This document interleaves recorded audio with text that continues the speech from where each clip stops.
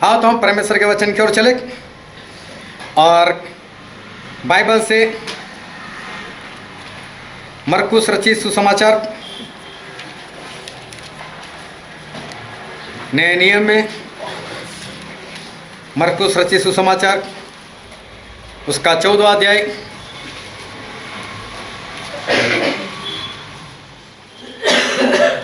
और 32 से लेकर 42 तक।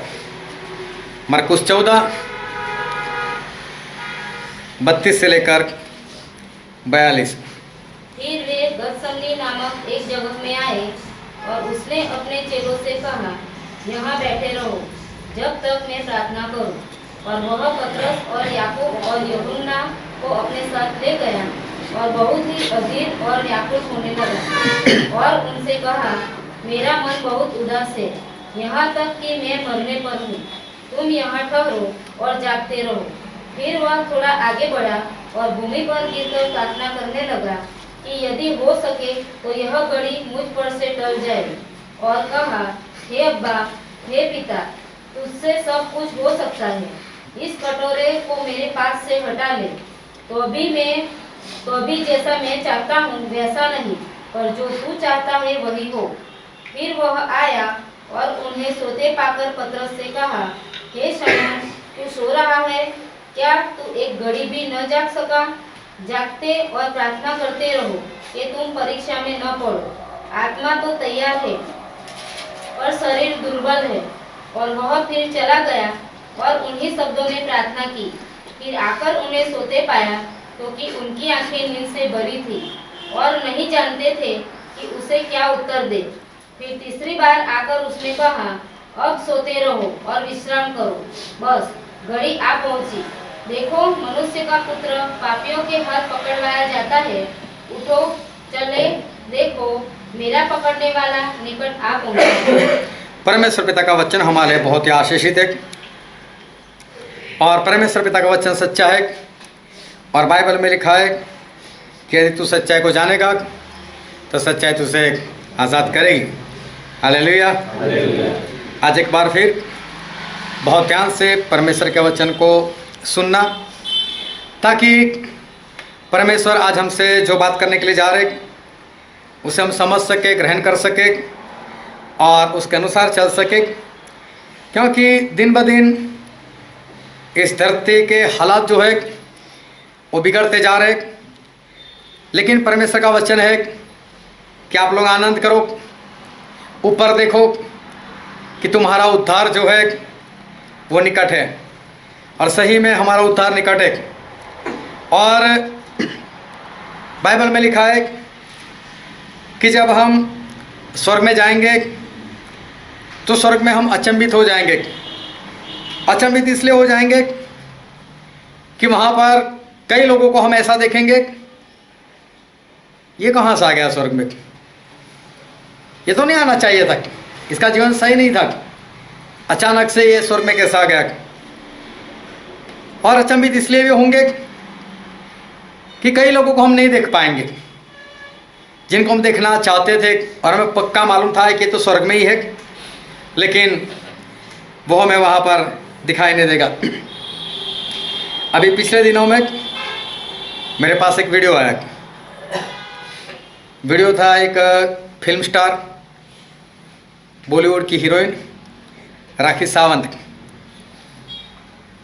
तो जब मैं मसीह में आया उसके बाद वो फिल्म में आई, इसलिए मुझे उसके बारे में कुछ मालूम नहीं, लेकिन जो कुछ उसके बारे में मैंने सुना है कि एक बोल्ड अभिनेत्री और कपड़े पहनने का ठिकाना नहीं, कुछ भी बोल देती है, कैसा भी बोल देती है, कैसा भी व्यवहार कर देती है, ऐसे हीरोइन। लेकिन उस वीडियो में वो ऐसा बोल रही थी, एंटी क्राइस्ट आने वाला है। उस वीडियो में बोल रही थी 666 666 का नंबर आने वाला है, वो शैतान का नंबर है, ये नहीं लेना है, जितने लोग ये लेंगे वो तो सारे नरक में जाएंगे, ऐसा बोल रही थी। तो मुझे सुनकर आनंद आया। फिर उतने में कोई ड्राइवर आया, उसके बाजू में खड़ा रहकर वो फोटो खिंचवाने लगा, तो वो भी कुछ एक्शन मारने लगी। जो गंभीर बातें बोल रही थी उसको छोड़कर वो भी कुछ मजाक में हो गई। फिर वापस वही बात, फिर उसने परमेश्वर के वचन की बात की और लोगों को चेतावनी दी कि लोग बच जाओ। बोले अगर 666 का निशान नहीं लोगे तो लेन देन नहीं कर पाओगे, खरीद नहीं पाओगे, बेच नहीं पाओगे। और मुझे उसमें एक सबसे बड़ी बात दिखी जो मुझे बहुत अच्छी लगी। वो ये थी कि उसने ऐसा कहा, मैं तो मेरे लिए एक फार्म हाउस खरीद रही हूँ, अलग से, अलग जगह पर, और मैं तो वहाँ जाकर रहूँगी। मैं वहाँ पर आलू प्याज सब कुछ मैं ही उगाऊंगी, क्योंकि बाहर तो मिलेगा नहीं। तो उससे उसका एक इरादा पता चलता था कि 666 तो नहीं लेना है, चाहे वो कैसी है, कैसी अभिनेत्री, उसका जीवन कैसा था, मुझे उससे कोई लेना देना नहीं। लेकिन बात वो बढ़िया कर रही थी कि मैं नहीं लेने वाली, और नहीं लूँगी तो मैं खरीद नहीं पाऊँगी, बेच नहीं पाऊँगी, कमाई नहीं कर पाऊँगी। तो उसके लिए मुझे क्या करना पड़ेगा, एक अलग से जगह लेनी पड़ेगी। मैं वहाँ चली जाऊँ और मैं वहाँ जाकर मैं मेरे लिए सब्जी वगैरह जो कुछ मुझे ज़रूरत है वो मैं खुद उगाऊंगी। तो मुझे बात बहुत अच्छी लगी कि ये बात जो है वो बड़े बड़े प्रचारकों को भी नहीं मालूम, बड़े बड़े पास्टर लोग हैं उनको भी ये बात जो है ये नहीं मालूम, बड़े बड़े लोगों के पास ये ज्ञान नहीं है। और तब एक ऐसी हीरोइन जिसके बारे में लोग अच्छा नहीं बोलते, उसके पास इतना ज्ञान है। आज भी कई बार पास्टर लोग बड़े बड़े जिनका नाम है आज भी मीटिंग कर रहे, और मीटिंग चंगाई की, छुटकारे की मीटिंग हो रही है। तब मुझे आश्चर्य होता है कि जब अंत का वक्त आ गया, अभी तो अंतिम दिन चल रहे, अभी तो परमेश्वर के पास जाना है, उसके लिए तैयार होना है, एक दुल्हन बनना है हमें प्रभु यीशु की। और अभी भी लोग चंगाई के पीछे है, लोग छुटकारे के पीछे है, और अभी तो ऐसी मीटिंग जो है अभी भी हो रही। सही में देखो वक्त कैसा आ चुका है, आज कैसा वक्त चल रहा है। आज किसी भी जगह पर जाकर पूछो तो सभी जगह पर हमारे भारत देश में मसीह लोगों की सतावट शुरू हो चुकी है। ज़्यादातर सभी जगह पर, हमारे गुजरात में भी शुरू हो गई, और गुजरात में भी सतावट करने वाले वो निकल पड़े। वक्त ऐसा आ रहा है, एंटी क्राइस्ट प्रकट होगा, मसीह का विरोधी वो अपनी एक मुहर निकालेगा, और जो कोई वो मुहर ले उसी से लेन देन होगी, उसी से खरीदना, वो मुहर होगी तो ही हम बेच पाएंगे, तभी हम जॉब कर पाएंगे। लेकिन सवाल ऐसा होता है कि अभी जो बस्ती है हमारी, मेरे अंदाजे से पूरे वर्ल्ड में तकरीबन 780 करोड़ की, हो सकता है कुछ प्लस माइनस हो, लेकिन इतनी बस्ती है, क्या ये सभी लोगों को एक निशान देना क्या एंटीकास्ट कर पाएगा? क्या वो इसमें सफल हो सकता है कि अपना निशान 666 जो एक विश्वासी लोगों की बात अलग है, चलो वो नहीं लेना चाहते वो अलग से बात है, नहीं लेंगे वो अलग से बात है। लेकिन अगर मैं बोलता हूँ सभी लोग बोले हाँ मुझे चाहिए, तो क्या वो सभी तक पहुँच पाएगा?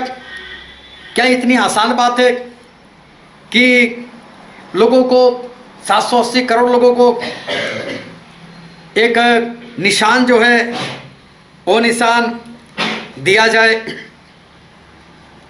क्या ऐसा सही में हो सकता है? बीच में अखबार में खबर आई थी कि बिना वैक्सीन, कोरोना की जो वैक्सीन अभी लोग ले रहे, बिना वैक्सीन आप मुंबई नहीं जा सकते, मुंबई में कड़ी पाबंदी। और तभी मुझे मुंबई जाना हुआ। तो मैं चला गया मुंबई।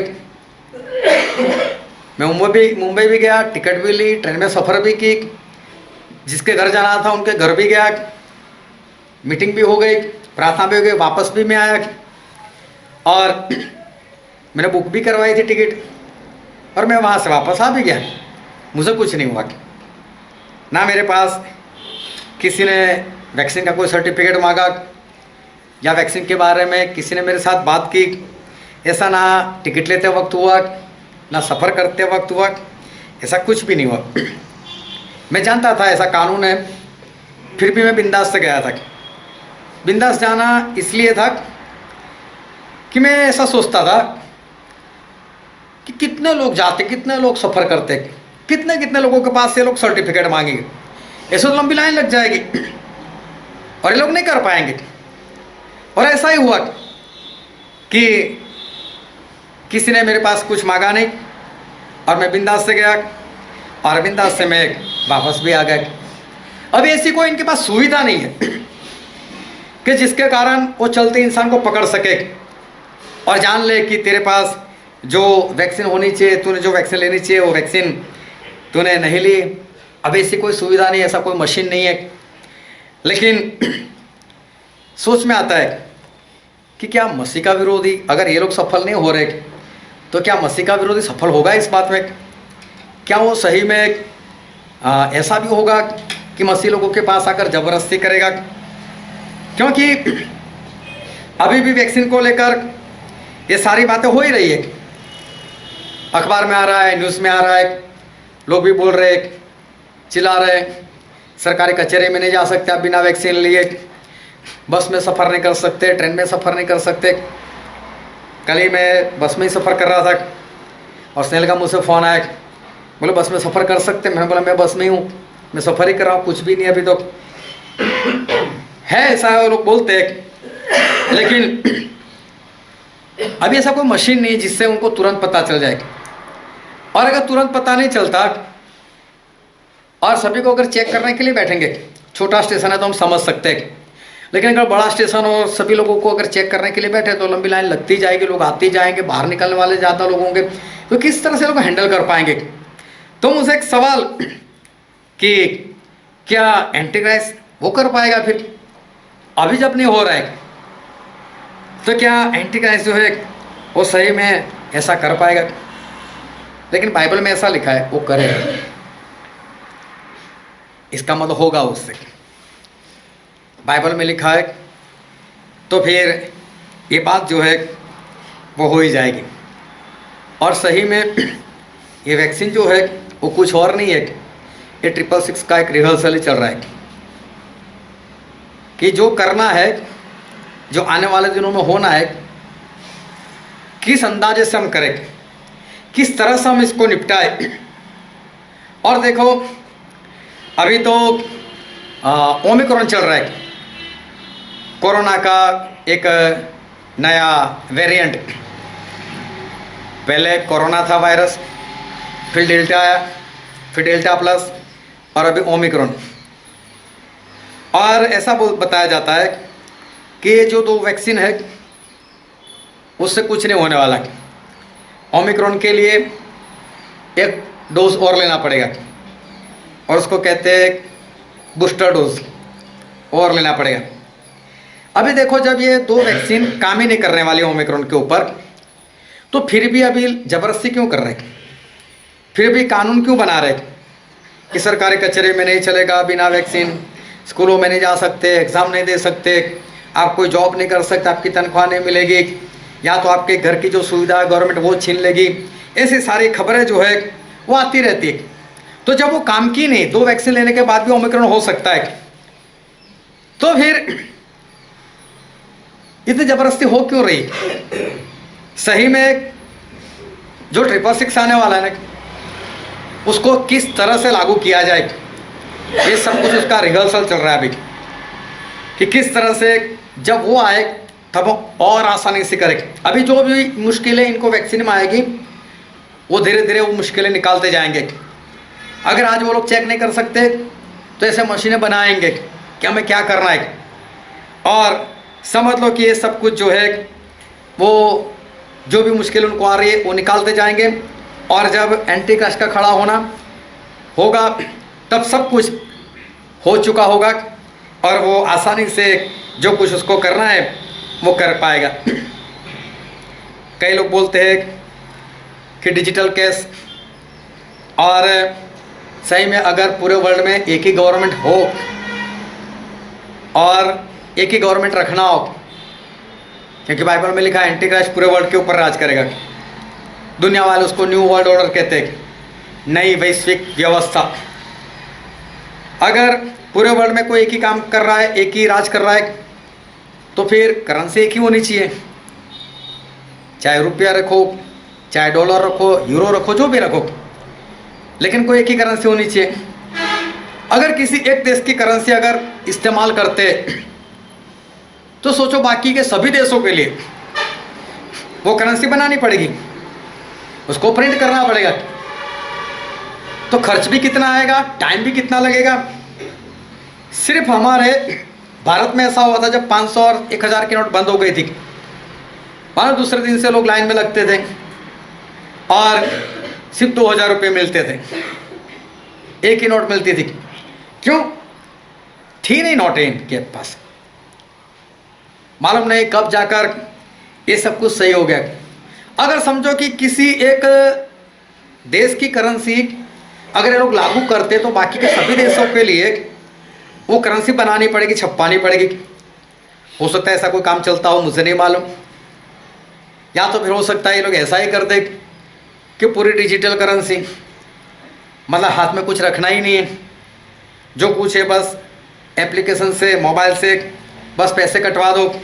पेटीएम है, गूगल पे है, सब कुछ है, सब कुछ चल रहा है, बस उसी के हिसाब से ये सब कुछ कर दो। तो क्या ऐसा हो सकेगा क्या? एक सवाल ये भी है, क्या ऐसा हो सकता है? लेकिन सही में देखो तो पिछले दिनों, मुझे मालूम नहीं कौन से साल में ऐसा हुआ था, लेकिन अचानक से नरेंद्र मोदी ने जाहिर कर दिया रात को 8 बजे 500 रुपये की नोट और 1000 की नोट बंद हो जाएगी। उस वक्त हम पूरा परिवार बाहर जा रहे थे, थोड़ा दूर जा रहे थे, तो बस में जहाँ पर भी पैसा खर्च करना था, टिकट लेनी थी, तो मैंने 500 की नोट खर्च कर दी। अरे 500 के नहीं, छूटे जो थे वो खर्च कर दिए और 500 की नोट मेरे पास रही। और जिसके घर में पहुँचे वहाँ पर जाकर पता चला कि तो बंद हो गई। अभी उसकी से कुछ बचा ही नहीं था, तो चलो हाथों गए, वापस कैसे जाएंगे। लेकिन अचानक से ऐसा हुआ। चलो जो भी है, लेकिन नोटबंदी हो गई और उसके बाद पूरा प्रचार किया गया कि देखो आप डिजिटल इस्तेमाल करो, डिजिटल इस्तेमाल करो। तब तक ये डिजिटल ऐसा कुछ था नहीं, था तो बहुत कम लोग जो है वो इसका इस्तेमाल कर रहे थे, लेकिन उसके बाद सब डिजिटल हो गया और सही में सफलता मिली। आज देखो कितने सारे लोग हैं, वो ज़्यादातर बस मोबाइल खोलो, एप्लीकेशन निकालो, सामने वाले को पैसे दो। 2 रुपये की चॉकलेट खरीदते तो अभी बोले चलो गूगल पे। मतलब अगर वो नोटबंदी नहीं होती तो लोग डिजिटल की ओर मुड़ने वाले नहीं थे।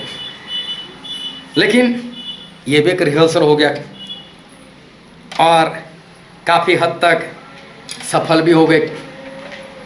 इतना ही नहीं, मुझे भी ट्रेन की टिकट बुक करवानी थी, तो उसमें मेरे पर इंफॉर्मेशन आ गई, बोले आरोग्य सेतु नाम की कोई एप्लीकेशन है, उसको डाउनलोड करो तभी आप सफ़र कर पाओगे।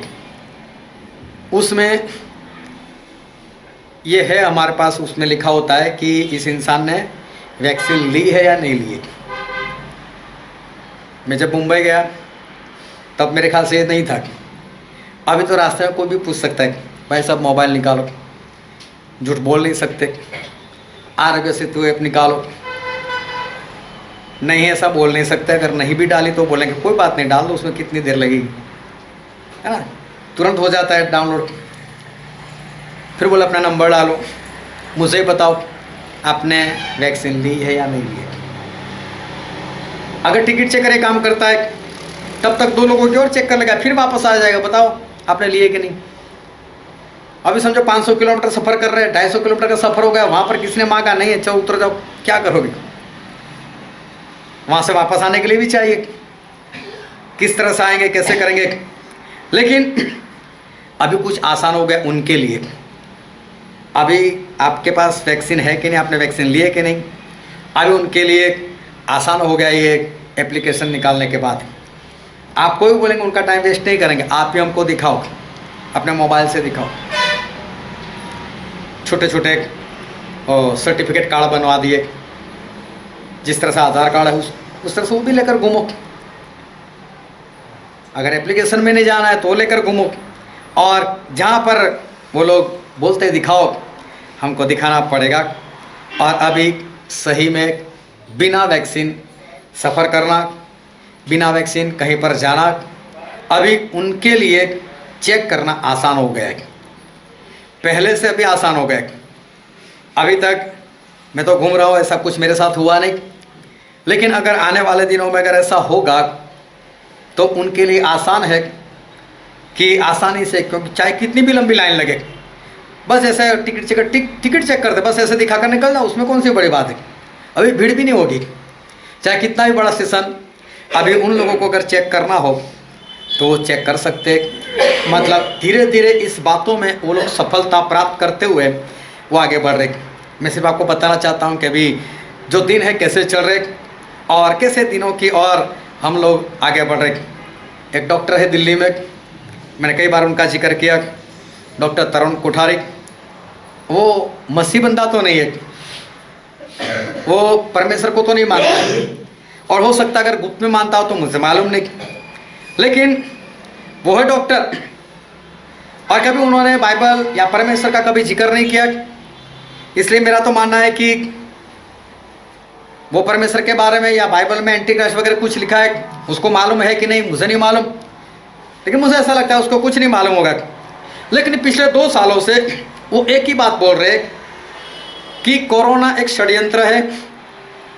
मैं खुद डॉक्टर हूँ, बोलते ऐसी कोई बीमारी है ही नहीं, ये अंतर्राष्ट्रीय मतलब इंटरनेशनल पूरे वर्ल्ड में फैलाया गया एक षड्यंत्र है, ऐसी कोई बीमारी है नहीं, कोई वैक्सीन लेने की ज़रूरत नहीं, मास्क पहनने की ज़रूरत नहीं। और वो बार बार बोल रहे हैं, पिछले 2 सालों से चिल्ला चिल्ला कर बोल रहे इसका विरोध करो, वैक्सीन का विरोध करो, मास्क का विरोध करो, पहनोगे तो बीमार होगे। क्योंकि जाहिर सी बात है, परमेश्वर ने हमको नाक दिया, वहाँ से हम सांस ले रहे, मास्क लगाएंगे तो सांस लेने में थोड़ी परेशानी होगी, और अंदर हमारे जो फेफड़े वो काम करते हैं सांस लेने के लिए, उसको भी तो परेशानी होगी। वो पहनने से हो सकता है कि हमारे शरीर में कुछ बदलाव सा आए और इंसान बीमार हो जाए। पिछले 2 सालों से भाई चिल्ला रहे, कई बार तो उनको पकड़ पकड़ कर जेल में लेकर गए, लेकिन कुछ कर नहीं पाते उनके विरोध में, क्योंकि वो सच बोल रहे। कई लोग हैं ऐसे जो विरोध करने वाले। मेरा तो मानना यह है कि अगर वो गलत विरोध है, उनको फांसी पर लटका दो या तो जेल में डाल दो, उनके विरोध में FIR करो, कुछ तो करो। लेकिन नहीं करते, इसका मतलब क्या कि वो लोग सच बोल रहे, और सच बोलने वाले इस दुनिया में बहुत कम है। साथ में उन्होंने न्यू वर्ल्ड ऑर्डर की बात की, जो मसीह के विरोधी का राज है, उसकी बात की। बोल इसका भी विरोध करो, कोई एक इंसान हमारे ऊपर राज करे, कैसे हो सकता है, और हम गुलाम बना दिए जाएंगे। अभी देखो हमारे भारत में बहुत कम दिनों में एक अलग से नेटवर्क आने वाला है मोबाइल का, और जो कंपनी लेकर आ रही है उस कंपनी का मालिक का नाम है एलन मस्क, जो पूरे वर्ल्ड में पैसों में, धनवान में सबसे फर्स्ट नंबर पर है। और उसको अभी इजाज़त दी जाएगी यहाँ पर इंडिया में कि उसका नेटवर्क शुरू करे।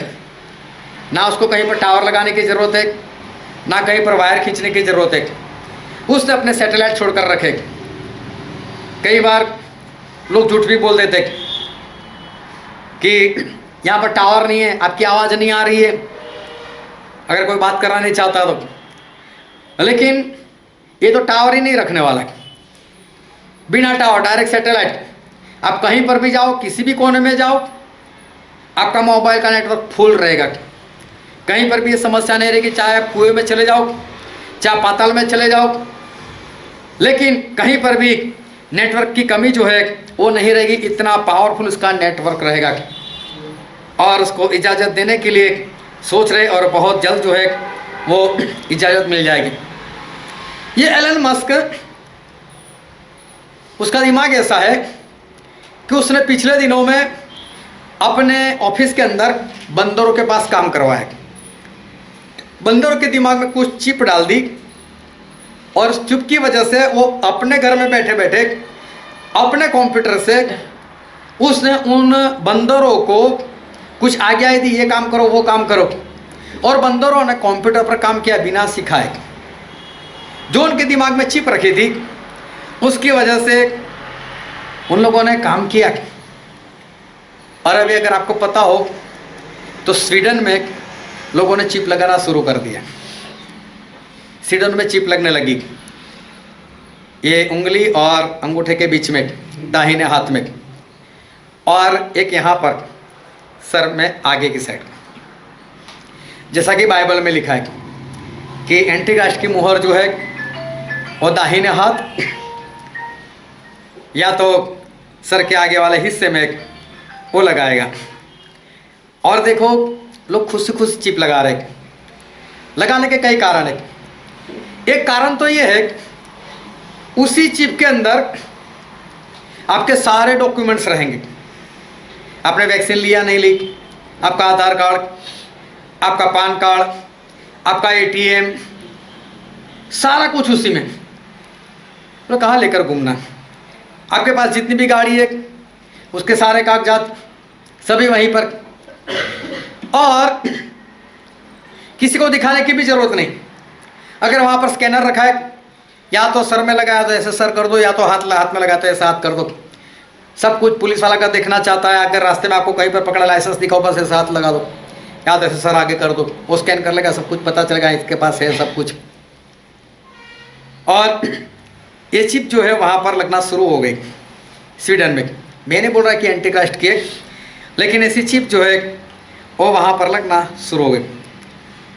अभी न्यू वर्ल्ड ऑर्डर में उनको जो करना है वो ये है कि हमारे बच्चे, आपके बच्चे आपके पास नहीं रहेंगे।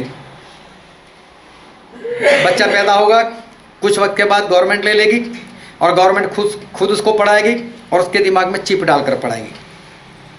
आने वाले दिनों में देखना भारी मात्रा में फौज में और पुलिस में बहुत लोगों को निकाल दिया जाएगा, क्योंकि अभी नए पुलिस वाले आ रहे हैं, नई फौज आ रही, पूरी की पूरी रोबोट, क्योंकि एक इंसान को राज करना है। और अगर कई बार ऐसा होता है, इंदिरा गांधी को किसने मार दिया था? उनके अंगरक्षकों ने मार दिया था। कई बार ऐसा होता है, पाकिस्तान में ऐसा हुआ था कि वहाँ की सरकार जो है वो आर्मी वालों ने अपने हाथों में ले ली थी, बलवा किया था उन लोगों ने।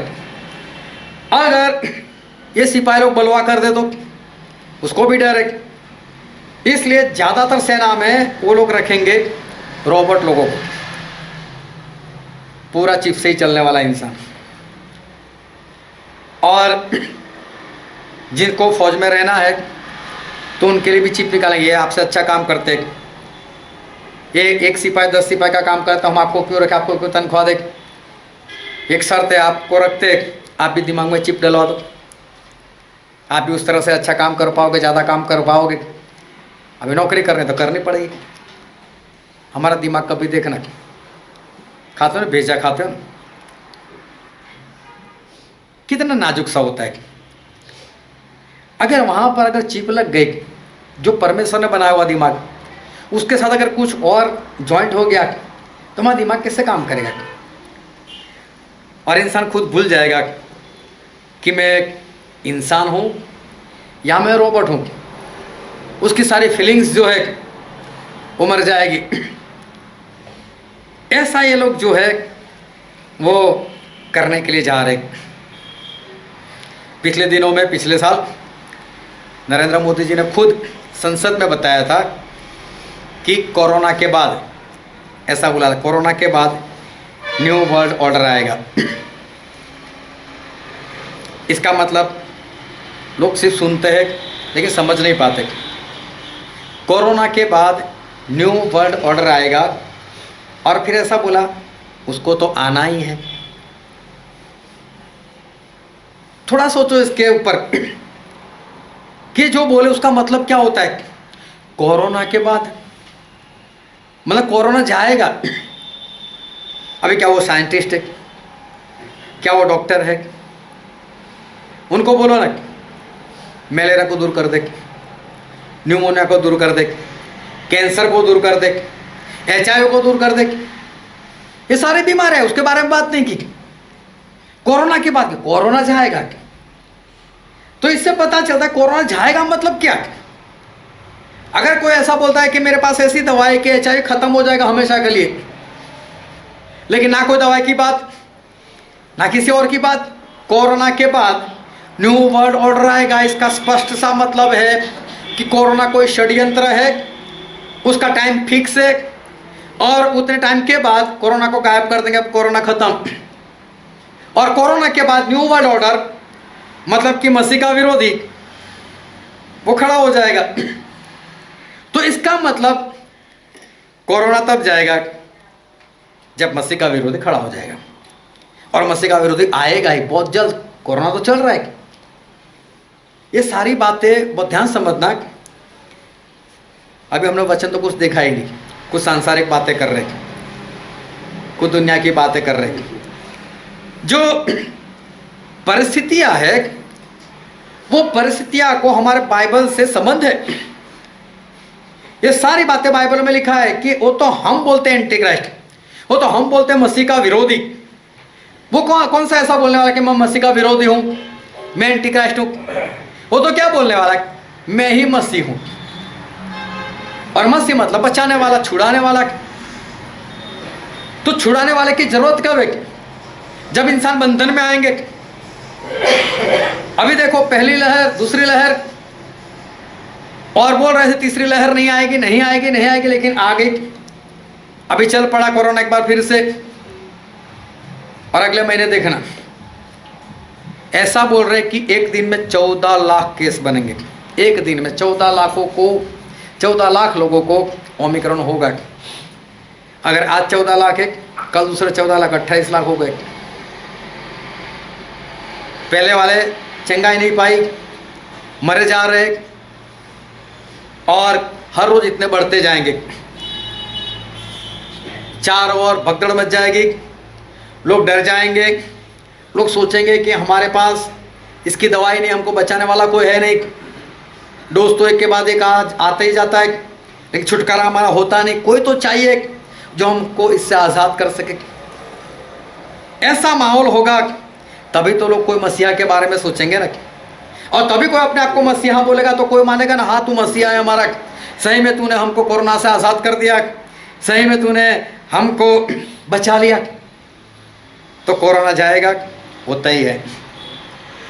अब ध्यान समझना, जो परिस्थितियाँ चल रही है, जैसे नेटवर्क आ रहे, उससे एक बात पक्की है, जिस तरह से चिप आने लगी है, और सही में सब सुविधा है हमारे लिए। हम लोग साथ में लेकर घूमते हैं ना, आई कार्ड वगैरह सब कुछ भी लेकर साथ में घूमने की ज़रूरत नहीं। कई बार तो ऐसा होता है जिस दिन आधार कार्ड बताना होता है उस दिन घर में ढूंढने लगते हैं, कहाँ आधार कार्ड कहाँ रखा है, इधर ढूंढो उधर ढूंढो, मिलता ही नहीं। अच्छा है चिप लगा दो यार, कहीं पर ढूंढने की ज़रूरत ही नहीं, कहीं पर कभी भी इधर उधर होगा नहीं। ये सारी बातें जो है वो समझो अभी हो रही है, और दुनिया वाले को भी अच्छा लग रहा है कि हाँ, एक डॉक्टर है महाराष्ट्र में, डॉक्टर विलास जगदाल, उनके बारे में भी मैंने एक दो बार बताया कि उन्होंने तो इसकी स्टार्टिंग डेट भी बताई कि कब कोरोना इन लोगों ने शुरू किया और ख़त्म कब करेंगे, उसकी भी तारीख बता दी है। 23 मार्च 2025 बोले कोरोना ख़त्म करने की इनकी डेट है। और उन्होंने ऐसा कहा वर्ल्ड बैंक जो देशों को लोन देती है, उसकी वेबसाइट के ऊपर जाकर देखो, वहाँ पर सारी बातें लिखी हुई है, बोले कि कोरोना शुरू कब हुआ और उसको ख़त्म भी कब करना है। इंडिया वालों ने 2017 में इसकी टेस्टिंग की किट जो थी वो 2017 में खरीदी थी, वो भी टन के हिसाब से, वो भी वहाँ पर उन्होंने लिखा हुआ है। ये सारी बातों से पता चलता है। और ऐसे कई लोग हैं, जैसे मैं तरुण कोठारी का नाम दिया, विलास जगदाल का नाम दिया, एक और डॉक्टर है विश्वरूप रॉय चौधरी, एक भाई साहब और है जो मेरे ख्याल से ज़्यादा पढ़े नहीं लेकिन सारी बातों का बहुत ज्ञान है, उनका नाम है सखा। वो तो हर रोज़ एक वीडियो बना कर रखते और बता रहे कि सारा षड्यंत्र है, सारा षड्यंत्र है। और उन्होंने एक मजे की बात बताई, बोले पहले कोरोना था, उसका इलाज क्या था? उसका इलाज ये था, मास्क पहनो और 6 फुट की दूरी रखो। बोले डेल्टा आया, उसका इलाज क्या है? मास्क पहनो, 6 फुट दूरी रखो। डेल्टा प्लस आया, इलाज क्या है? मास्क पहनो, 6 फुट दूरी रखो। ओमिक्रॉन आया, मास्क पहनो, 6 फुट की दूरी रखो। तो ये तो बदलते जाता है, ये तो और भी घातक बनकर आता है। तो दवाई भी अलग अलग होनी चाहिए ना, उसको भगाने के स्टेप्स भी कुछ बदल जाने चाहिए ना।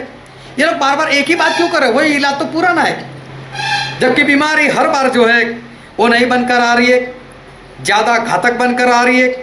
तो फिर उसका इलाज जो है वो इलाज में भी तो बदलाव आना चाहिए। बोलो वो तो नहीं आ रहा है।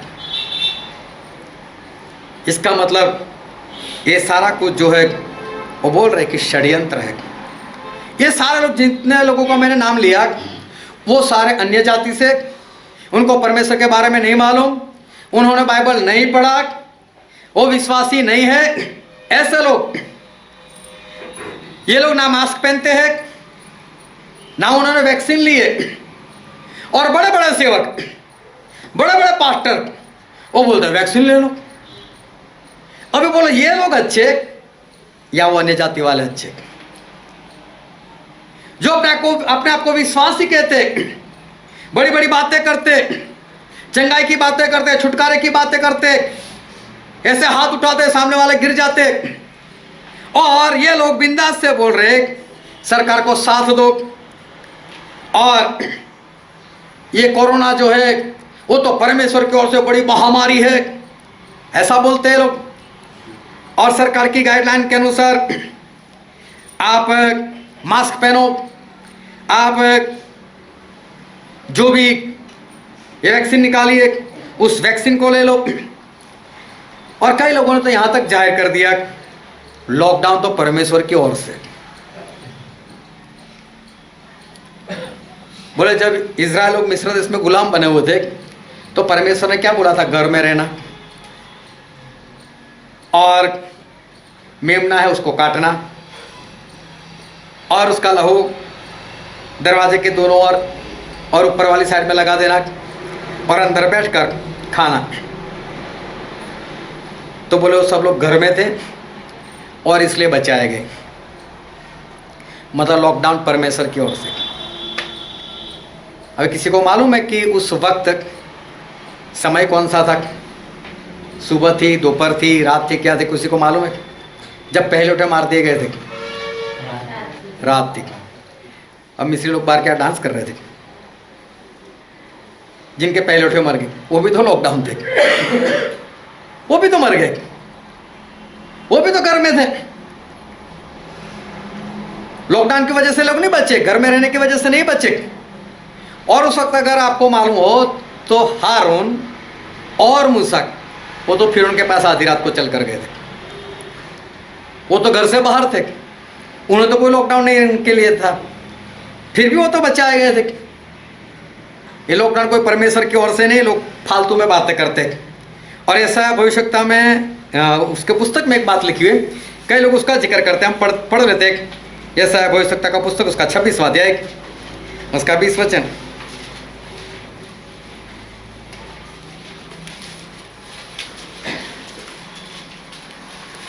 हे मेरे लोगों, आओ अपनी अपनी कोठरी में प्रवेश करके किवाड़ों को बंद करो। थोड़ी देर तक, जब तक क्रोध शांत न हो तब तक अपने को छिपा रखो। हाँ, अभी लोग इसका जिक्र बहुत किया पिछले लॉकडाउन में। ये देखो बाइबल में ही लिखा है, कमरे में छिपे रहो, बाहर मत निकलो, कमरे में छिपे रहो, बाहर मत निकलो। और जब जब इजराइल में मरी फैलती थी ना, तो मूसा क्या बोलते थे, ए हारून बाहर निकल, लोगों के लिए प्रार्थना कर, घर में नहीं बैठना है तुझे। कोई भी वचन को कहीं पर भी लागू कर देते लोग। ये परमेश्वर की ओर से ना तो कोई लॉकडाउन है, ना तो ये महामारी परमेश्वर की ओर से है। यहाँ पर लिखा जो अभी हमने पढ़ा, क्रोध, जब तक क्रोध शांत ना हो। अभी किसका क्रोध समझे? कोरोना, जो षड्यंत्र है। ये किसका क्रोध है? ये तो षड्यंत्र बनाया हुआ है, ये तो किसी का क्रोध नहीं। तो कौन से क्रोध की शांत करने की बात कर रहे? ये सारी बातें जो है, जो गलत जगह पर लोग इस्तेमाल कर रहे, जो परमेश्वर को नहीं जानते, जो वचन नहीं जानते, जो परमेश्वर को नहीं मानते, जो वचन नहीं समझते, वो सारे मास्क का और वैक्सीन का विरोध कर रहे, कोरोना को षड्यंत्र बता रहे। वो सामने से बोल रहे कोरोना से डरो नहीं, ऐसा सिखाते वो लोग। और बड़े बड़े सेवक वो ऐसा सिखाते हैं, वैक्सीन ले लो, मैंने भी ले ली है, मेरे परिवार ने भी ले ली है, और तुम ले लो इसको।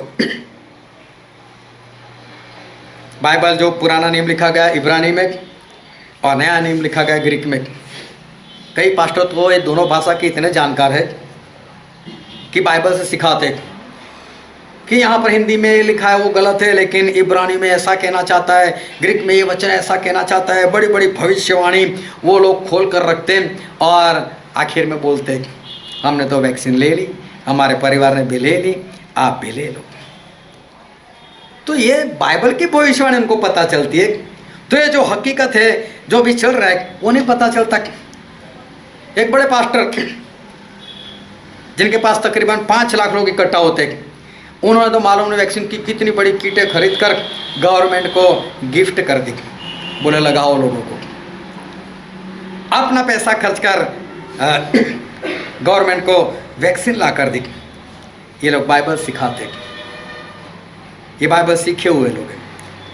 लेकिन बाइबल में तो ऐसा लिखा है, हम पढ़ते भजन संहिता उसका 91,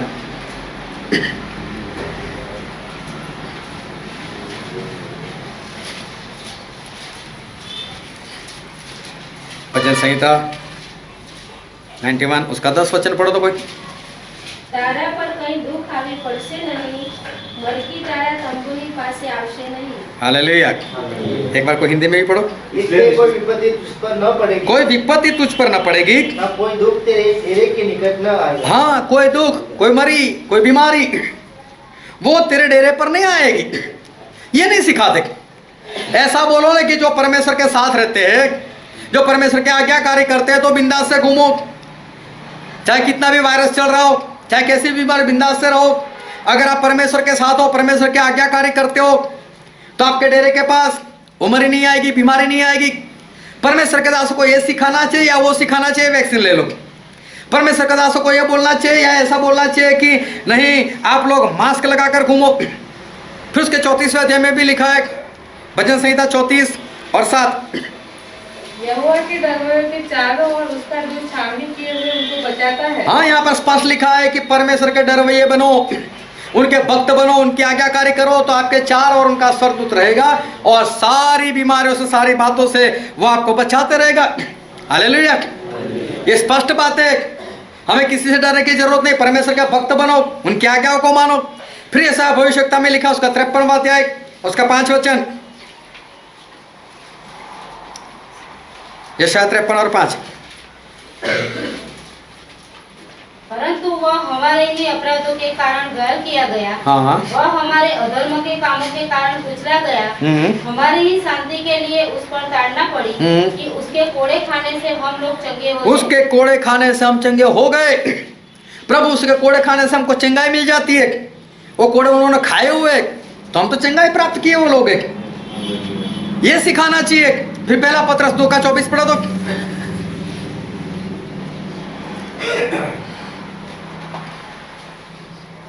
पहला पत्रस 2:24। वह आप ही हमारे पापों को अपने देह पर लिए हुए क्रूस पर चढ़ गया, जिससे हम पापों के लिए मरकर धार्मिकता के लिए जीवन बिताए। उसी के मार खाने से तुम चंगे हुए। उसी के मार खाने से तुम चंगे हो गए। हालेलुया। वो ध्यान से परमेश्वर का वचन को समझना। वो अन्य जाति वाले लोग जिनके पास परमेश्वर नहीं, परमेश्वर का वचन नहीं, वो अच्छा नहीं सिखाते। वैक्सीन ना लो, मास्क ना पहनो, ये षड्यंत्र है, इससे मत डरो।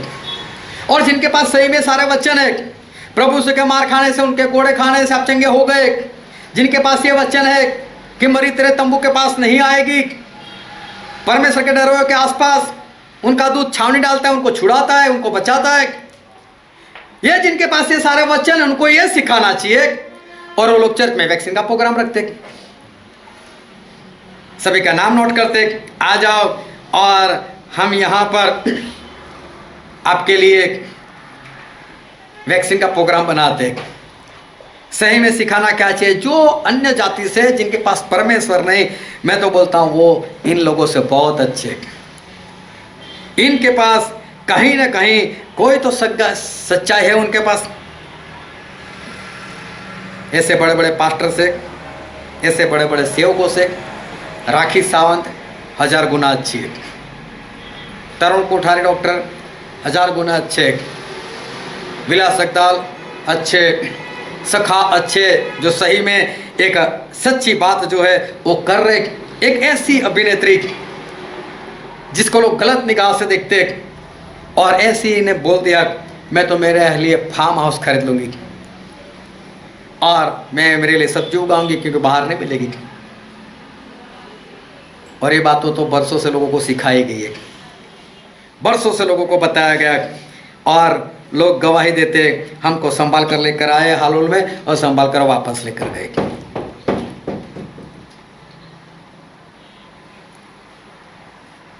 कब तक संभालेंगे? कब तक हालूल आ पाओगे? योजना तो ये थी कि सभी लोग साथ में मिलकर रहे। अब एक बहन जी से मिले, उनको बोला आप आना, यहाँ पर आए थे मीटिंग में और उनका एक काम हो गया था, तो उन्होंने गवाही दी। मैं बोला बहन जी आना, बोले नहीं अभी तो कोरोना है।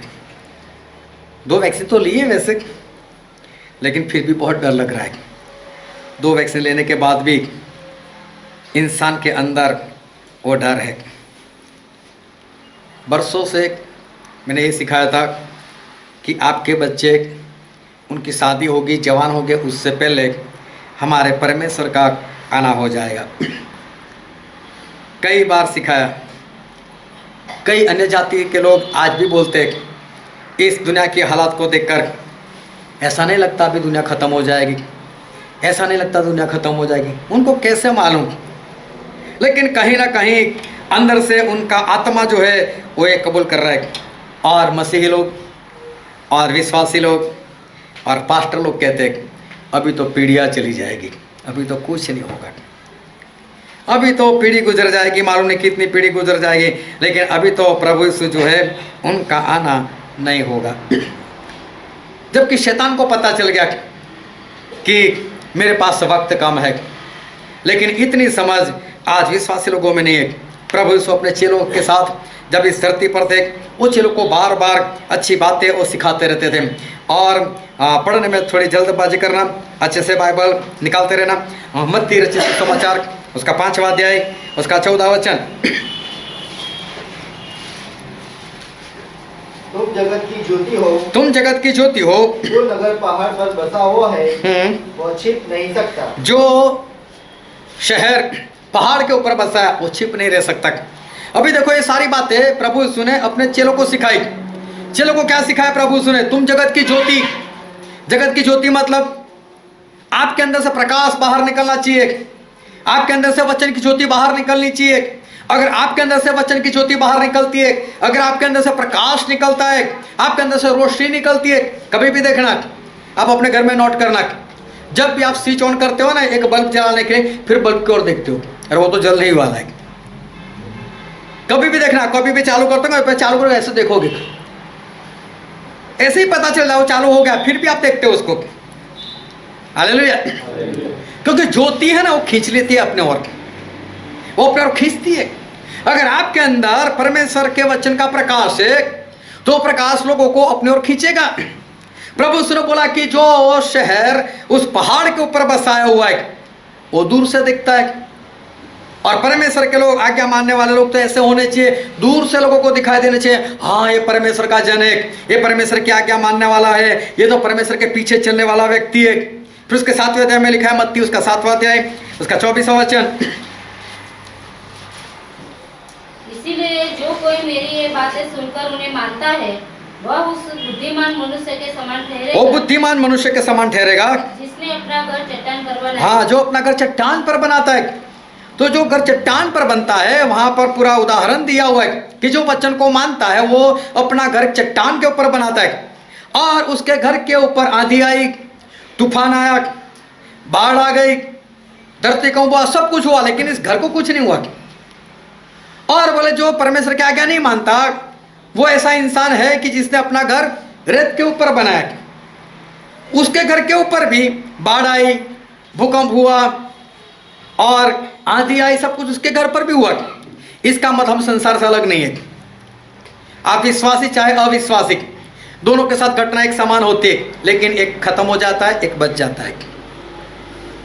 एक सारी समस्याओं में से उस पार निकल जाता है, और लोग सोचने लगते हैं अरे इतनी बड़ी बाढ़ आई, इतना सारा कोरोना आ गया, तुझे हुआ नहीं, रुत बदल गई, हमको तो खांसी हो गई, सर्दी हो गई, तुझे नहीं हुआ। ये परमेश्वर के लोग ये पहचान, उस चट्टान के ऊपर जो शहर बसा दूर से दिखता है, अरे हमको सब कुछ होता है, तुझे क्यों नहीं होता है। परमेश्वर के लोग जो आज्ञाकारी करने वाले लोग हैं, परमेश्वर ने पहले से बोला उसके ऊपर चाहे कितनी भी आंधी आएगी, तूफान आएगा, भूचाल होगा, जो भी होगा, लेकिन उसे कुछ हानि नहीं होगी। कैसी भी परिस्थिति में आप उस पार निकल जाओगे। फिर मत्ती 26 में लिखा है, मत्ती 26 उसका 41वां वचन, जागते रहो और प्रार्थना करते रहो कि तुम परीक्षा में न पड़ो। बाइबल में लिखा है जागते रहो और प्रार्थना करते रहो। कितने लोग ऐसे जो सामने से होल नाइट को याद करते हो, कितने लोग ऐसे कि जो सोचते हो कि हाँ होल नाइट होनी चाहिए, कितने लोग ऐसे कि जिनको ये भूख है, प्यास है कि पूरी रात प्रार्थना की जाए, कितने लोग ऐसे बस दिखावे के मसीह, दिखावे के बाइबल लेकर घूमने वाले, प्रार्थना पसंद नहीं, प्रार्थना अच्छी नहीं लगती, जाग नहीं सकते। कितनी बार सिखाया मैंने कि परमेश्वर में तो हाँ ही है। पौलुस ने बोला मैं हाँ या ना नहीं बोलता, परमेश्वर की बात आती है तो हाँ। और जो लोग अपने आप को मालूम नहीं क्या समझते, लेकिन जब परमेश्वर की बात आती है आओगे नहीं, बिंदास से बोल देते।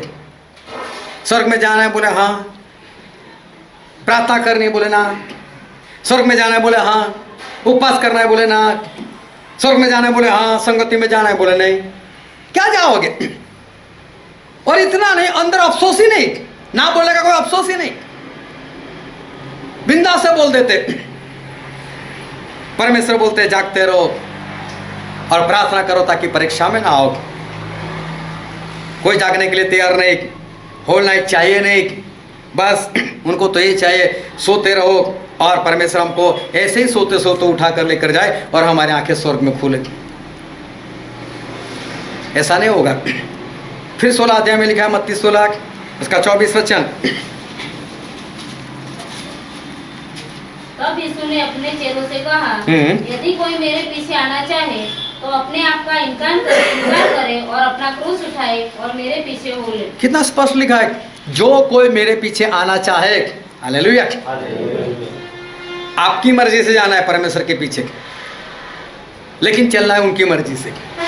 जो कोई मेरे पीछे आना चाहे, मतलब आपकी मर्जी है तो चलो मेरे पीछे, लेकिन मेरे पीछे आना है तो परमेश्वर बोलते फिर मर्जी मेरी, तुम्हारी मर्जी से नहीं। तुम्हारी मर्जी से तुमको हाँ बोला है कि हमें पीछे आने के लिए तैयार, लेकिन पीछे किस तरह चलना है उसमें आपकी मर्जी नहीं।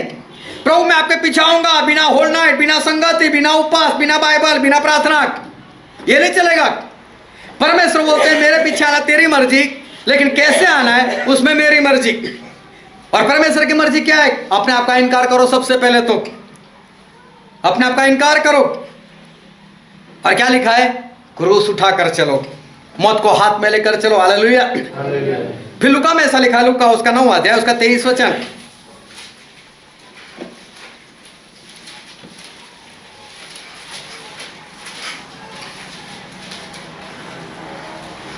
उसने सबसे कहा, यदि कोई मेरे पीछे आना चाहे तो अपने आप से इनकार करे और प्रतिदिन अपना क्रूस उठाए मेरे पीछे हो ले। कब क्रूस उठाए? प्रतिदिन, हर रोज। ये किसी दिन क्रूस नहीं उठाना है, हर रोज क्रूस उठाकर चलना है, हर रोज मौत को लेकर जाना है। यहाँ तो पहले ही बोल कर आया, मैं शाम को 5 बजे आ जाऊंगा घर पर, शाम को 6 बजे आ जाऊंगा। नहीं, मैं तो निकला हूँ क्रूस उठाकर, कब मर जाऊं मालूम नहीं। जिंदा तो तेरा, वरना परमेश्वर का। ये होना चाहिए, पहले से ही प्लान है। हम तो आ जाएंगे इतने बजे, परमेश्वर के हर रोज क्रूस उठाकर चलो। फिर मत्ती में लिखा उसका 18 अध्याय और उसका 21 और 22 वचन। तब पतरस ने पास आकर उससे कहा, हे प्रभु, यदि मेरा भाई अपराध करता रहे तो मैं कितनी बार उसे क्षमा करूं? क्या 7 बार तक? यीशु ने उससे कहा, मैं तुझसे यह नहीं कहता कि 7 बार तक, 7 बार के 70 गुना कर। परमेश्वर बोलता है 70 गुना। तू 7 बार बोलता है, लेकिन मैं बोलता हूँ 70 गुना माफ करो। ये परमेश्वर सिखाया हुआ है। आज कितने लोगों के अंदर बैर की आत्मा समाई हुई है, कितने के अंदर लड़ाई झगड़े की आत्मा समाई हुई है। लेकिन परमेश्वर ने हमको सिखाया है कि 70 गुना माफ करो। 7 बार नहीं, लेकिन 70 गुना, जिसका टोटल कभी भी नहीं आता। 70, 7 गुना 7 गुना 7 गुना 7, ऐसा 70 बार लिखो। आपका कंप्यूटर, आपका कैलकुलेटर कोई भी काम नहीं आएगा, आपका दिमाग भी काम नहीं आएगा, उसका जवाब ही नहीं आता। परमेश्वर बोलते हैं बस माफ करते रहो। फिर यूहन्ना में लिखा, यूहन्ना उसका 15 अध्याय उसका 12 वचन।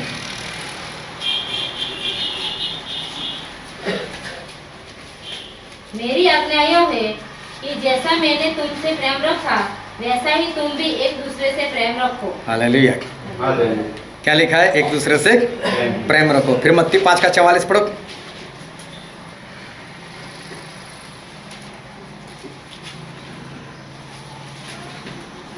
परंतु मैं तुमसे यह कहता हूँ कि अपने बैरियों से प्रेम रखो और अपने सताने वालों के लिए प्रार्थना करो। अपने बैरियों से प्रेम रखो और सताने वालों के लिए प्रार्थना करो। प्रभु यीशु कहते हैं एक दूसरे से प्रेम करो, अपने दुश्मन से प्रेम करो। तो प्रेम का मतलब क्या है? बस जाकर आई लव यू बोलना है, मैं तुझसे बहुत प्रेम करता हूँ, मैं तुझसे बहुत प्रेम करता हूँ, बात खत्म। प्रेम शब्द में नहीं होता, जबान से नहीं होता, वो चाल चलन से होता है, चरित्र से होता है। प्रेम वो चरित्र से होता है, वो करनी से प्रेम होता है। और परमेश्वर बोलता है एक दूसरे को प्रेम करो। कितने लोग हैं जो एक दूसरे के साथ प्रेम से मिल सकते हैं? कितने लोग हैं जो अपने दुश्मन को वो प्रेम करते हैं, अपने सताने वालों के लिए वो प्रार्थना करते हैं? फिर रोमियो में लिखा है उसका 12वां अध्याय और उसका 18 वचन।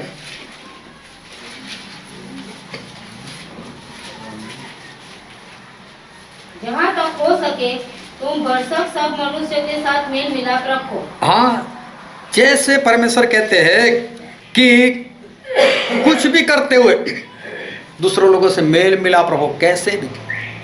यहाँ तो अगर इको में बैठे हो ना, पीछे मैं नहीं बैठूंगा, मैं तो आगे बैठूंगा, मुझे पीछे नहीं खाता। और परमेश्वर क्या बोलते हैं? कुछ भी करते हुए एक दूसरे के साथ मेल मिलाप से रहो। कुछ भी करते हो मतलब अपना नुकसान उठाओ, कुछ भी करो लेकिन मेल मिलाप से रहो। फिर यूहन्ना में लिखा उसका 17 अध्याय और उसका 21 वचन।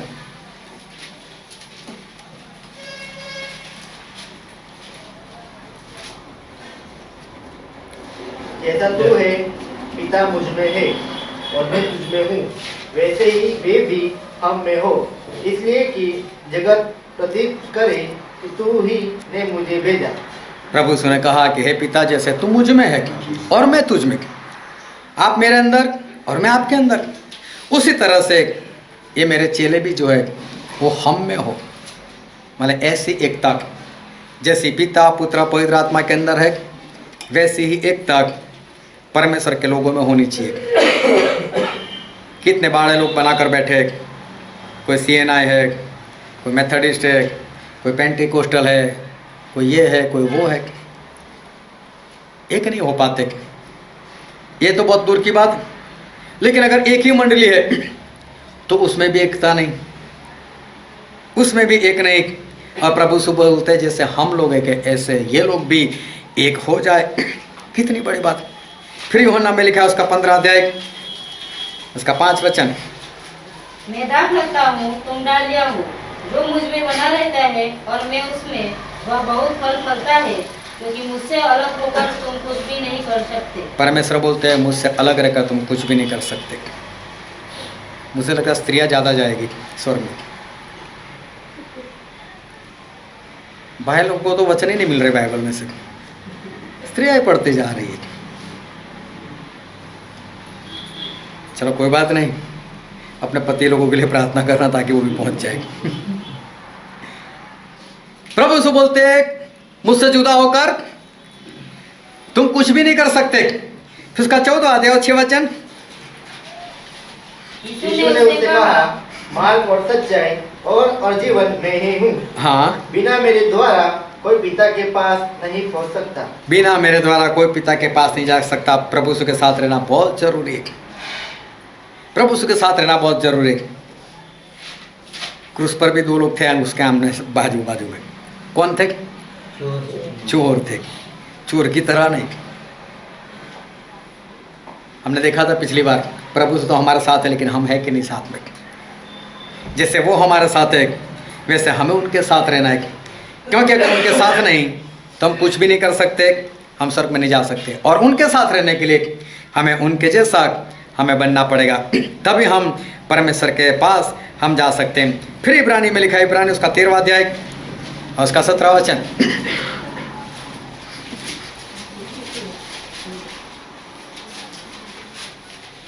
अपने अगुओं की आज्ञा मानो और उनके अधीन रहो, क्योंकि वे उनके समान तुम्हारे प्राणों के लिए जागते रहते हैं। जिन्हें लेखा देना पड़ेगा वे यह काम आनंद से करें। परमेश्वर कहते हैं अपने अगुओं के अधीन रहो। जो आज्ञावान बोलते हैं वैसे करो। हम जानते हैं कि हम परमेश्वर के आज्ञावान लोगों को हम कितने अधीन हैं और किस तरह से हम अधीन हैं हमें मालूम है। लेकिन परमेश्वर बोलते उनकी अधीनता में रहो। प्रभु ने कहा था कि स्वर्ग का राज एक व्यापारी के समान है, जिसने एक को 5 सिक्के दिए, एक को 2 सिक्के दिए और एक को 1 सिक्का दिया। 5 वाला बचाया गया, 2 वाला बचाया गया, लेकिन 1 वाले का क्या हुआ? वो कहाँ चला गया? कोई बता सकता है? बोलो जोरों से बोलो। बोला नहीं। नरक में चला गया। कारण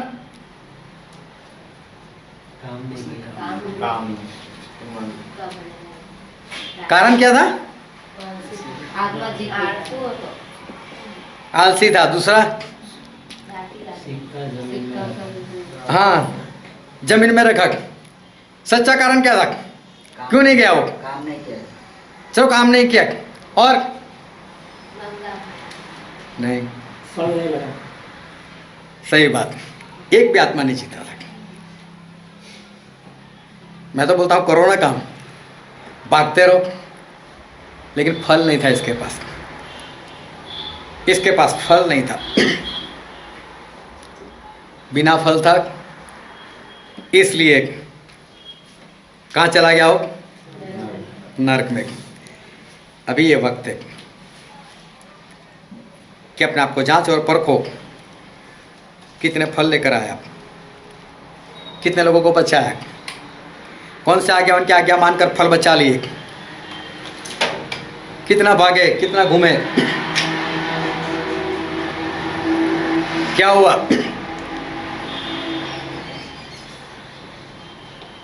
बिना फल ये इंसान वो चला गया नरक में। हालेलुया। सब लोग ध्यान बनाए रखो। ये इंसान क्यों चला गया नरक में? बिना फल। अभी मेरा सवाल है, क्या फल है कि नहीं है? किसी के पास तो उठाए हाथ अपना।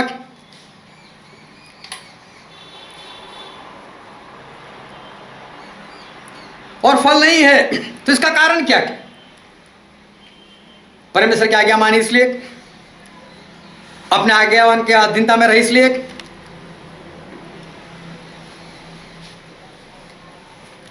क्यों?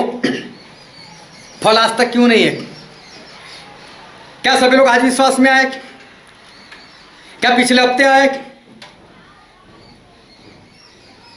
तो फल क्यों नहीं है? प्रभु उसने कहा कि स्वर्ग का राज उस 10 कुंवारी के समान है, जिसमें से 5 मूर्ख थी और 5 बुद्धिमान थी और 5 मूर्ख थी। उनको मूर्ख क्यों कहा गया? अरे जवाब देते रहो, सब सीखे हुए वचन में तो कैसे योगिनी में सब खाटू है वचन में तो। अरे हाँ यार, लगाओ यार पूरो। हाँ,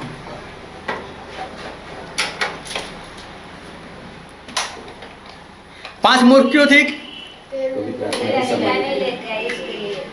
हाँ, तेल लेकर नहीं और सो गई और सब तैयार नहीं थी और ये तो खाटू शब्द ही वापस लेना पड़ेगा। 10 की 10 तैयार थी, सभी के पास तेल था, सभी की मसान जल रही थी। आखिर में 5 लोगों के पास तेल खत्म हो गया। जाग तो सभी गई थी, आखिर में पवित्र आत्मा खो बैठे थे। हालेलुया। पिछली बार वचन में मैंने डांटा था कि जिनके पास पवित्र आत्मा नहीं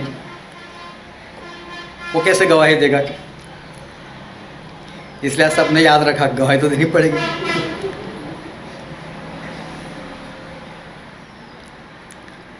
तो क्या गवाही देने से पवित्र आत्मा आ गई? हालेलुया। फल क्यों नहीं आते? क्या काम नहीं करते? काम क्यों नहीं करते? अगुवाई नहीं होती। अगुवाई क्यों नहीं? पवित्र आत्मा नहीं। ऐसा नहीं बिना पवित्र आत्मा गवाही नहीं दी जाती, लेकिन सामरी स्त्री ने गवाही दी और कितने लोग बचाए गए। ये गवाही है, इसको गवाही कहते हैं कि जो किसी का हृदय परिवर्तन करते, वो पवित्र आत्मा से गवाही होती है। मैंने बताया था कि कम से कम एक इंसान को लेकर आओ। प्रभु उसने बोला स्वर्ग का राज एक राजा के बेटे के शादी के खाने के समान है। उसमें एक इंसान चला गया जिसने शादी के कपड़े नहीं पहने थे, मतलब उसमें आज्ञाकारी नहीं थी।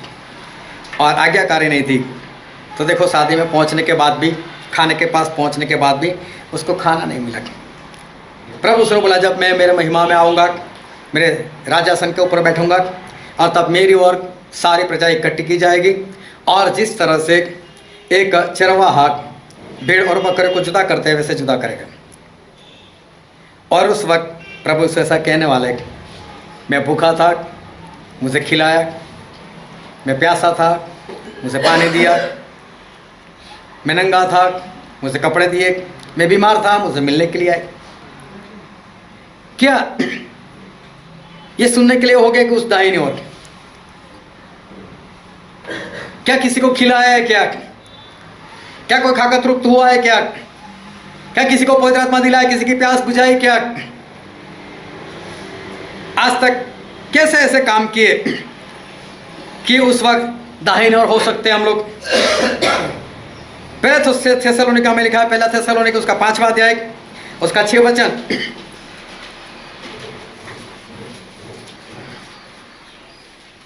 इसीलिए हम दूसरों के समान सोते न रहे और जागते और सावधान रहे। बाइबल में लिखा है कि दूसरे के समान सोते ना रहे, लेकिन जागते रहे और सावधान रहे। फिर 8वां वचन भी पढ़ो। पर हम जो दिन के हैं, विश्वास और प्रेम की जिलम पहनकर और उद्धार की आशा का टोप पहनकर सावधान रहे। एक बार फिर से लिखा है सावधान रहे। कितने लोग सावधान हुए? 2017 में टारगेट दिया था, महीने में 2 आत्मा जीतो। 17 चला गया, 18 चला गया, 19 चला गया, 20 चला गया, 4 साल बीत गए। फिर 4-5 संडे पहले मैंने बताया था कि कम से कम एक इंसान को लेकर आओ, किसी के पीछे पड़ जाओ, किसी को तो बचा लो।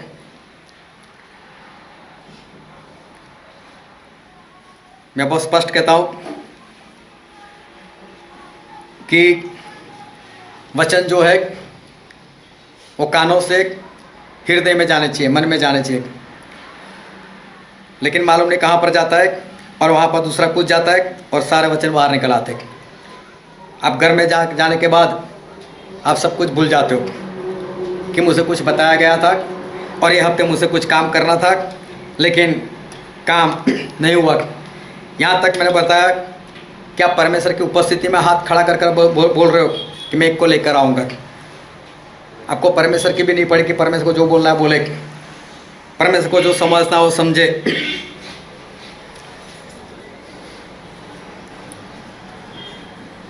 कल पढ़ा किसी ने 2 घंटे बाइबल?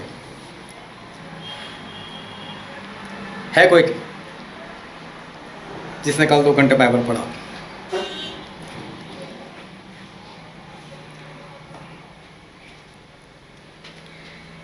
जो आत्मा की खुराक है, आत्मा कमजोर हो गया है, सिखाता आया हूँ शादी, बर्थडे, लेकिन लोग मीटिंग को छोड़कर बिंदास से उसमें चले जाते हैं, बाइबल नहीं पढ़ सकते। ये मीटिंग मालूम है एक स्पेयर व्हील के समान है। जब तक पंचर नहीं होता ना तब तक इसकी ज़रूरत नहीं। जब शादी नहीं, जब बर्थडे नहीं, जब कोई और काम नहीं, तब बोले चलो मीटिंग में चले जाते हैं। ये सभी के लिए नहीं है, जैसा करते हैं उनको मालूम है। पहला स्थान परमेश्वर को होना चाहिए, लेकिन परमेश्वर को नहीं है। ये सारी बातें परमेश्वर ने अपने चेलों को सिखाई थी। ये सारी बातें हम भी इतने सालों में बार बार सीख चुके हैं और सारी बातें हमें मालूम है। सवाल तो ये है, माना किसने? कितनी बार अपने दुश्मन लोगों को माफ़ किया? पत्र से सिर्फ पूछा कि परमेश्वर मैं कितनी बार माफ़ करूं, लेकिन तलवार लेकर घूमता था। बड़ी बड़ी बातें, बड़ा बनना चाहने की चाहत, लेकिन प्रभु यीशु की जो शिक्षा थी चेलों के अंदर, शिक्षा तो थी, लेकिन उसका जो अनुकरण होना चाहिए वो अनुकरण नहीं था। कितनी बार प्रभु यीशु उनको डांटते थे, ये अल्पविश्वासी, लेकिन फिर भी चेले जो है वो नहीं माने। आखिर में प्रभु यीशु का मरने का वक्त आ गया, अभी उनको मरना था। यहूदा इस्करियोती उनके पास से चले गए थे और वो सिपाही लोगों को बुलाने के लिए चले गए थे। प्रभु यीशु को सब मालूम था। प्रभु यीशु अपने 3 खास चेलों को लेकर, पतरस, यूहन्ना, याकूब को लेकर गेत्सेमाने बाग में चले गए और बहुत दुखी थे उस वक्त कि अभी मुझे पकड़ने वाला आएगा, मुझे बहुत दर्दनाक मौत सहन करनी है, मुझे क्रूस उठाना है, मुझे मरना है। और प्रभु यीशु इस बार काफ़ी दुखी अवस्था में और अपने चेले लोगों को बोला मेरे लिए प्रार्थना करो, मैं भी प्रार्थना करता हूँ। चेले लोगों को एक जगह पर बिठाया और कुछ दूर जाकर उन्होंने प्रार्थना की। हमारे बाइबल में लिखा है 1 घड़ी, लेकिन सही शब्द है 1 घंटा। 1 घंटा उन्होंने प्रार्थना की, प्रभु हो सके तो ये प्याला, ये कटोरा जो मुझसे दूर करो, लेकिन फिर भी परमेश्वर आपकी मर्जी, लेकिन ये मुझसे सहन करना है। प्रभु 1 घंटे तक उनकी प्रार्थना चली और ऐसी परिस्थिति में जब वापस आए तो चेले सो रहे थे। जो वचन अभी हमने पढ़ा मरकुस 14 में, चेले जो थे वो सो रहे थे और प्रभु यीशु को क्रोध आ गया। ऐसी परिस्थिति मेरी, मैं मरने के लिए जा रहा हूँ, मैं तुम्हारे पास ले लिया जाऊँगा। ये बात मैंने कौन सी एक बार बताई? ये बात मैं बार बार मैं तुमको बता चुका हूँ। मैंने बार बार बताया था यरूशलेम जाना, मेरा मरना, मेरे मुंह पर थूकना, मेरे हाथों में कीले, पैरों में कीले, कितनी बार बताया मुझे मरना है, तीसरे दिन में जिंदा हो जाऊंगा। बार बार प्रभु ने बताया। जब वो वक्त आया जब उनको प्रार्थना की जरूरत थी और तो ये प्रार्थना नहीं कर रहे थे। आज कितने लोग बिनती भेजते हमें प्रार्थना के लिए और होल नाइट के लिए लोग तैयार नहीं होते। जो है बस वही हो, उसमें बढ़ते नहीं है। जो आ रहे हैं बस वही आ रहे। नए लोग जो होल नाइट में नहीं आते उनको आने का कोई मन नहीं होता। प्रार्थना की जरूरत है लोगों को। ये लोग सो रहे थे। प्रभु उनको डांटा, जागते रहो, प्रार्थना करो ताकि परीक्षा में ना हो। फिर से एक बार प्रार्थना की वही शब्दों से। अगर वही शब्दों से प्रार्थना की तो 1 घंटा और लग गया उनको। 1 घंटे के बाद वापस आए, फिर से लोग सो रहे। कैसी परिस्थिति है। और इनकी आंखों में अभी नींद है। कैसे लोग हैं।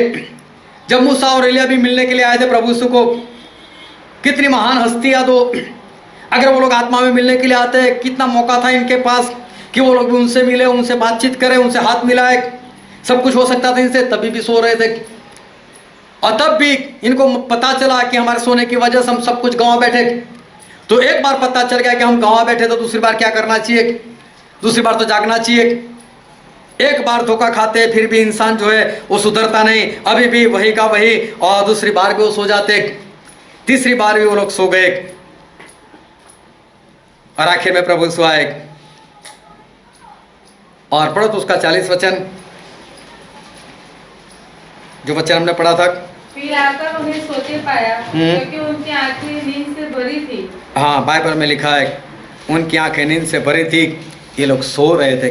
फिर और नहीं जानते थे कि उसे क्या उत्तर दे। फिर तीसरी बार आकर उनसे कहा, अब सोते रहो और विश्राम करो। देखो अब क्या बोल दिया प्रभु से ने, अब सोते रहो। अब बोले जाओ मरो अभी।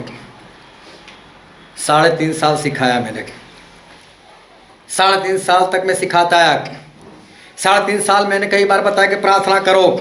3.5 साल मैंने बताया बड़े बनने की कोशिश मत करो।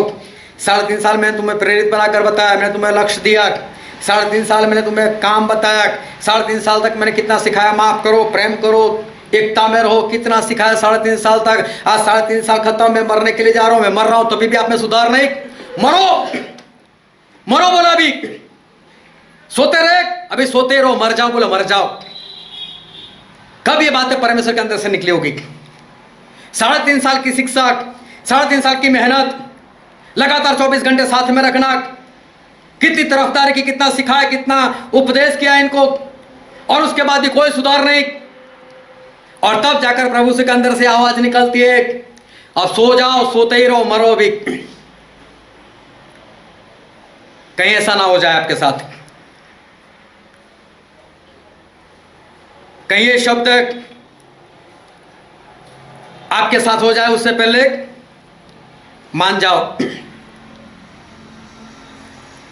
मैं स्पष्ट बोलता हूं, एक भी आत्मा नहीं जीते होगे, गलती से आप स्वर्ग में नहीं जाने वाले। बहुत स्पष्ट कहता हूं, आधीनता में नहीं रहोगे, मरोगे, पक्की बात है। कपड़े नहीं पहने होगे, नरक में जाओगे, पक्की बात है। किसी को खाना नहीं खिलाया, पानी नहीं पिलाया, नरक पक्का है। एकता में नहीं रहे, मरना तय है। उस राखी सांवत को पता चल गया, और अब एक एक को उठाकर बोलू ना, वो तो ऐसी वैसी है बोलेंगे, लेकिन मैं तो बोलता हूं कितनी अच्छी है। उसको ये बात पता चल गई, अलग होकर एकता में रहने की जरूरत है, और वहीं पर सब कुछ उगाने की जरूरत है। बाहर नहीं निकल पाएंगे, ऐसा वक्त आएगा, 666 आएगा, बाहर नहीं निकल पाएंगे। एकता में एक होकर रहना कितना जरूरी है, 666 नहीं लेना है। उसको पता चल गया, ऐसी हीरोइन को, ऐसे अभिनेत्री को पता चल गया, और अपने आप को विश्वासी मानने वाले, बड़ी बड़ी बातें करने वाले, उपवास करने वाले, प्रार्थना करने वाले, बाइबल के खाटू, और यह बात उनके दिमाग में नहीं आई। प्रभु ने बोला जो पिछले वो पहले हो जाएंगे। मौका मिल रहा है एक होने के लिए, आत्मा जीतने के लिए। अगर पवित्र आत्मा का काम बंद हो गया, फिर क्या करोगे? कौन सा आत्मा जीतने के लिए जाओगे? फिर क्या होगा? जब राखी सावंत समझ सकती है, जब एक डॉक्टर तरुण कोठारी समझ सकता है, जब विलास जगदाल समझ सकता है, जब सखा समझ सकता है, जो परमेश्वर को नहीं जानते। आप क्या उनसे भी गए गुजरे लोग? क्या आपको ये बात नहीं पता चलती कि हमें एक्शन में लेना है, हमें एक्शन करना है? कब जागोगे, कब उठोगे? आखिर में प्रभु से बोल ही दिया, आप सोते ही रहो। कहीं ये बात आपके लिए ना हो जाएगी, उससे पहले अपने आप को संवार लो, सावधान हो जाओ। अभी भी जो वक्त है, मुझे नहीं मालूम कितना, हो सकता है आज ही खत्म हो जाए। फालतू में वक्त मत गवाओ। काम करो और परमेश्वर को दिखा दो कि हाँ परमेश्वर हम सही में आपके चेले, हम सही में विश्वास है। आओ हम हमारे आंखों को बंद करें, हमारे मस्तकों को प्रभु से आगे झुकाए, जो राजाओं के राजा है, जो प्रभुओं के प्रभु है, जो कभी नहीं बदलते।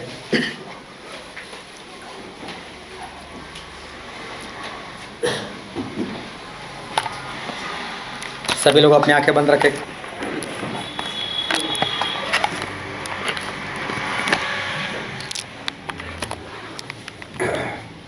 कोई इधर उधर ना देखे।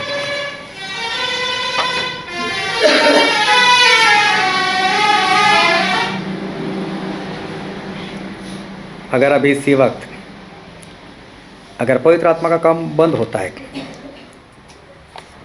तो क्या करोगे आप?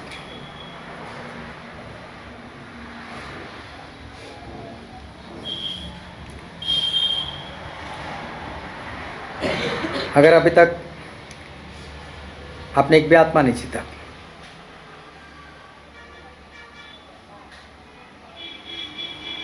तो आपके साथ क्या हो सकता है?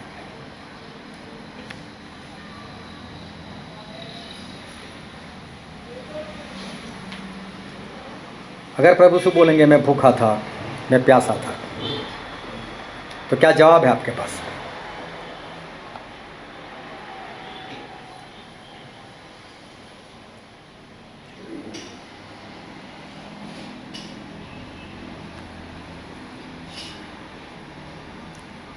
मेरे प्रिय, वक्त नहीं है। वचन मानने वाले बनो, उसके अनुसार चलने वाले बनो। कहीं ऐसा ना हो कि हमारी मेहनत, हमारा परिश्रम व्यर्थ हो जाए। जाग जाओ,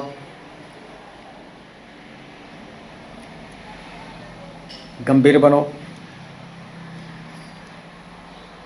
वचन को एक्शन में लेकर आओ। आखिरी वक्त एक एंटीकास्ट को उठाने का रिहर्सल चल रहा है। कभी भी सारी बातें हमारे सामने आ जाएगी। इससे पहले अपने आप को बचा लो। ये वचन समझने के लिए, ग्रहण करने के लिए, उसके अनुसार चलने के लिए प्रभु यीशु की कृपा हम सभी पर होने पाए।